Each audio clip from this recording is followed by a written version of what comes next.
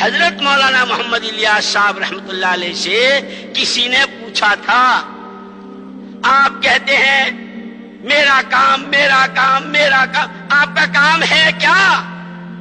لوگوں نے پوچھا تھا۔ اللہ ان کی قبر کو نور سے منور فرمائے، درجات کو بلند سے بلند تر فرمائے۔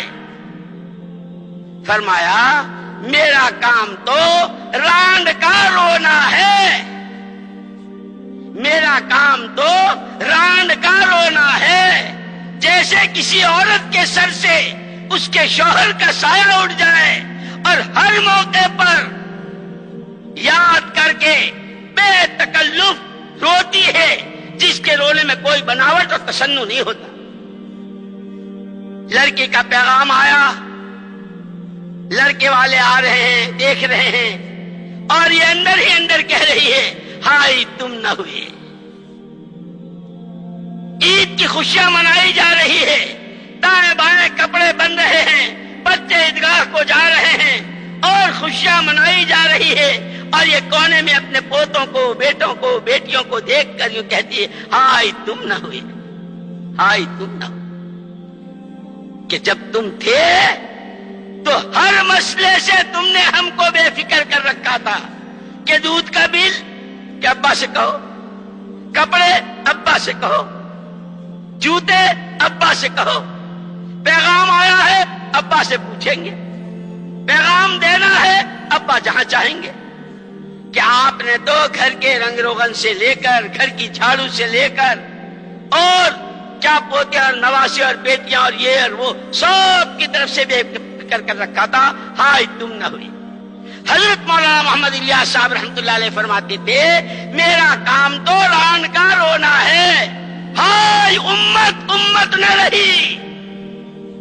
جب امت امت تھی، امت کا ہر فرد ایمان کی چوٹی کو چھو رہا تھا، امت کا ہر فرد اپنے چھوٹے بڑے مسئلوں کو نماز سے حل کرواتا تھا، امت کا ہر فرد تقوی اور توکل کی چوٹی کو پہنچا ہوا تھا۔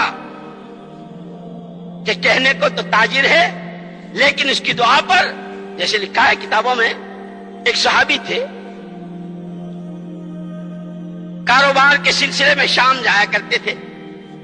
ایک تو فضائل کی کتابوں میں حضرت شیخ الحدیث صاحب نور اللہ مرقدہ نے وہ کفے کے قلی کا اور اس کا واقعہ لکھا ہے، یہ صحابی کا واقعہ ہے۔ جایا کرتے تھے، آیا کرتے، لیکن عادت ان کی یہ تھی کہ اکیلے جانا اکیلے آنا، کوئی پارٹنر نہیں تھا ان کا، نہ کوئی ان کے ساتھ۔ ایک دفعہ واپس آ رہے تھے، راستے میں لوگوں نے روک لیا، سامان بھی ہے، امانتیں بھی ہے، بہت ساری چیزیں ہیں، کہ ماریں گے بھی، جان بھی لیں گے، مال بھی لیں گے۔ ارے بھائی اگر تم مال کے دلدادے ہو، تم مال کے پجاری ہو، تم مال کے بھکاری ہو، لے لو مال، عزتوں پر، آبرو پر۔ وہ صحابی خوشامد کرتے رہے، بھائی ایسا نہ کرو۔ جب بہت منانے پر بھی نہ مانے، کہ اچھا میں 2 رکعت پڑھ لوں؟ ہاں ہاں پڑھ لو۔ ارے بتیروں نے پڑھی، جیسے ہوتا ہے نا، لوگ کہتے ہیں اللہ ہدایت نصیب فرمائے، نماز کا مذاق، روزے کا مذاق، کیوں؟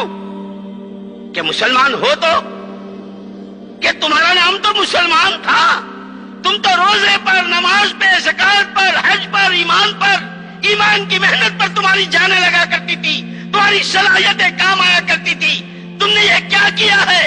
صلاحیتوں کو برباد کیا۔ مذاق کے لہجے میں ہاں پڑھ لو، بتیروں نے پڑھی۔ قرآن کیا ہے؟ وَمَنْ أَصْدَقُ مِنَ اللَّهِ حَدِيثًا، اللہ سے بڑھ کر سچی بات ہو کس کی سکتی ہے؟ اس نے یہ کہا ہے أَمَّنْ يُجِيبُ الْمُضْطَرَّ إِذَا دَعَاهُ، جب کسی بندے بندی کو اپنے پر 6 دروازے بند نظر آئے، سوائے اللہ کے کوئی نظر نہ آتا ہو، ایک بے چینی، ایک بے قراری، ایک بے کلی کے ساتھ جب اللہ کو پکارتا ہے خدا اس کی پکار سنتے ہیں.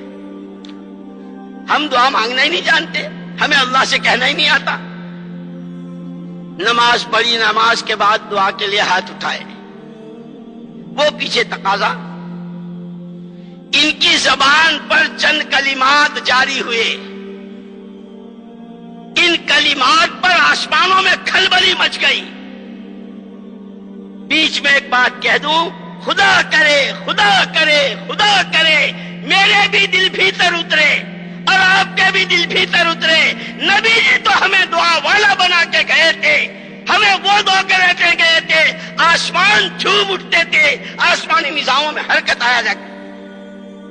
ہم نے راستہ ہی چھوڑ دیا. جب ان کی زبان پر وہ کلمات جاری ہوئے ہیں، آسمانوں میں کھلبلی مچ گئی.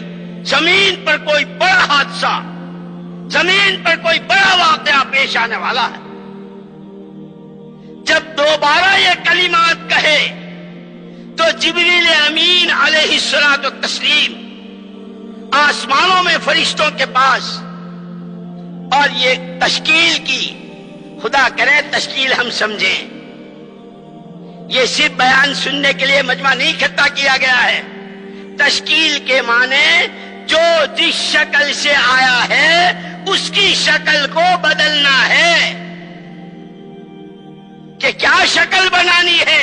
کہ ابدیت کی شکل بنانی ہے، امت بلے کی شکل کے ساتھ رہنا ہے، اور دنیا میں جہاں جائیں جہاں واپس جائیں ان دو شکلوں کے ساتھ جانا ہے. بندہ ہوں بندگی کے ساتھ رہوں گا، امتی ہوں نبی کی نیابت کے ساتھ رہوں گا. کرو نیت انشاءاللہ بندے بن کے جیئیں گے. کہو انشاءاللہ. بہت ہی مزہ ہمارا مجمع میں ہاتھ لگا ہے. ارے کہو بندے بن کر جیئیں گے، کہو امتی بن کے جیئیں گے، کمائیں گے امتی بن کر، مریں گے امت کی محنت میں، نبی کی کام میں. یہ آواز یوں بیکار گئی؟ ارے یہ پردے چیر کے آسمانوں میں گئی ہے. اگر اللہ تو کسی ایک کی پسند آ گئی، اس کے بدلے خدا مجھے تمہیں سب کو قبول کر لے گا. جبریل امین تشکیل کر رہے ہیں اور یوں فرما رہے ہیں، من لہذا المکروب، اس بیچارے، اس بے قرار، اس پریشان حال، اس دل دکھے کی مدد کے لیے تم میں سے کون تیار ہے؟ یہ جماعتیں یوں بن رہی. وہ علاقے جو اللہ کے نام کو ترس رہے ہیں، وہ زمینیں، وہ فضائیں، وہ بنجر علاقے، وہ صوبے، وہ ملک، وہ دنیا کے بر اعظم، کہ من لہذا المکروب، کون ہے، کون ہے جو انسانوں کو اللہ کا تعارف کرائے، آخرت سمجھائے، نبی کی راہ بتائے، ہاتھ پکڑ کر اس پر چلائے. ہماری یہ دعوت اس کی ہے، ہماری یہ دعوت اس کی ہے. چنانچہ حضرت جبرائیل علیہ السلام تشکیل کر رہے ہیں. صحابی کی زبان پر جب یہ کلمات تیسری مرتبہ جاری ہوئے تو ایک فرشتہ نقد اسی وقت اتر آیا. ان صحابے سے یوں کہا، وہ تمہارا دشمن ہے، جاؤ قتل کر دو. وہرے صحابہ واہ، اللہ پوری امت کی طرف سے اپنی شان جزائے خیر دے. جان پہ آ رہی ہے، صحابی کی جان پہ آ رہی ہے، لیکن کسی کی جان لے لوں کہ یہ میرے نبی نے مجھ کو نہیں سکھایا.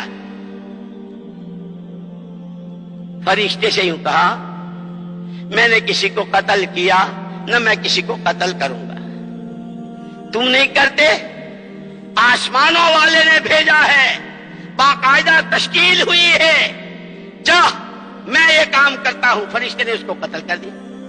یہ جب جانے لگا تو ان صحابی نے کہا، بھائی اتنا بتاتے جاؤ تم کون ہو، کہاں سے آئے تھے.